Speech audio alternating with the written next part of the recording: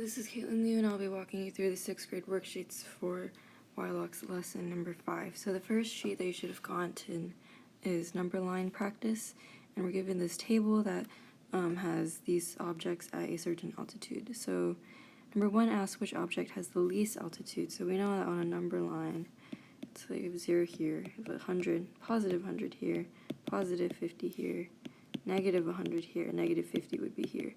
So as the value of the digits increases, as long as there's a negative sign, it's a smaller number. So it has the least altitude would be negative 400 feet.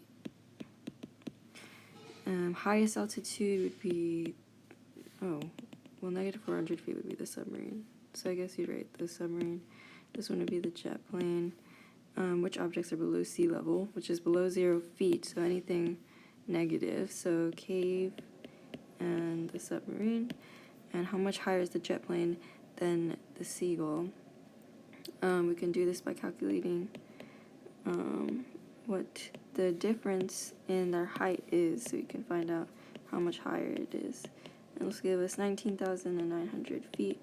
And how much lower is the submarine than the cave? Well, one is negative 400 feet and one is negative 25, so we find the difference between 400 and 25, which should give us 40 minus 375 feet. Total height to the sum of all 4 objects together. You just want to add up all of the numbers for that one. Moving on to the second page, it asks multiple choice practice. I think I'll do number 2 on this page. So the price of a pair of new shoes is on sale for 70% of the original price. If the original price was $70, what is the price of the shoes if you buy them on sale? So we want to find out what 70% of 70 is. So we multiply 70 by 0.7, which as we know is 70%. So this becomes, there's 1 decimal point here, so we move it here, $49, which is C. So a triangle has a base of 17 centimeters, a height of 12 centimeters, and a hypotenuse of 20. Okay, so we can say base of 17, a height of 12, and a hypotenuse of 20. So what is the perimeter and area of this triangle? So 20 plus 12 plus 17 gives us 49. So we already know it's this one. And then we can check for the area by adding these two, or multiplying these two and dividing by 2. So this would give us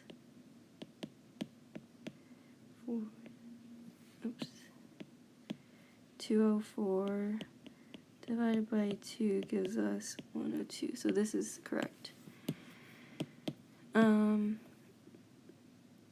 Third page is more word problems. I'll go ahead and do number 2. Shell timed herself while reading his English homework assignment. She concluded that she read a total of 484 words in 8 minutes. According to this measurement, how many words can Jill read per minute? So in 8 minutes, she read this much. So you have to do 484 divided by 8 to find out how many she read in 1 minute. So 8 does not go into 4, but it goes into 48 6 times. 8 does not go into 4, but it goes into, then this one becomes 0. And then the 8 comes here. Oh, I can't divide. Give me a second. 484. 8, 6, 48, 0, you bring down the 4.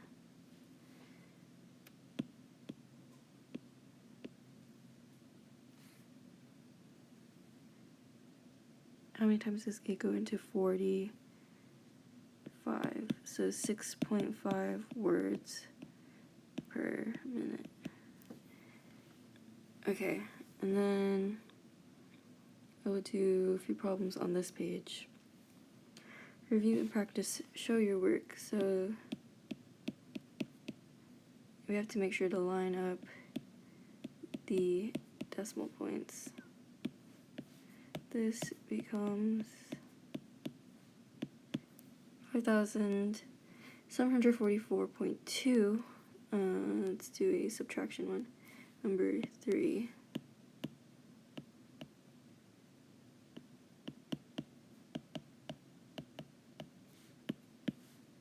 Okay.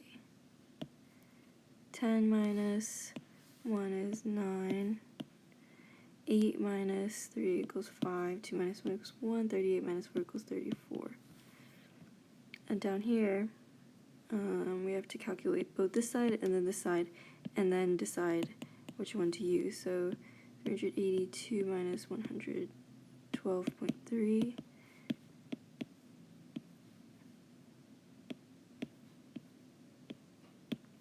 $269.7, or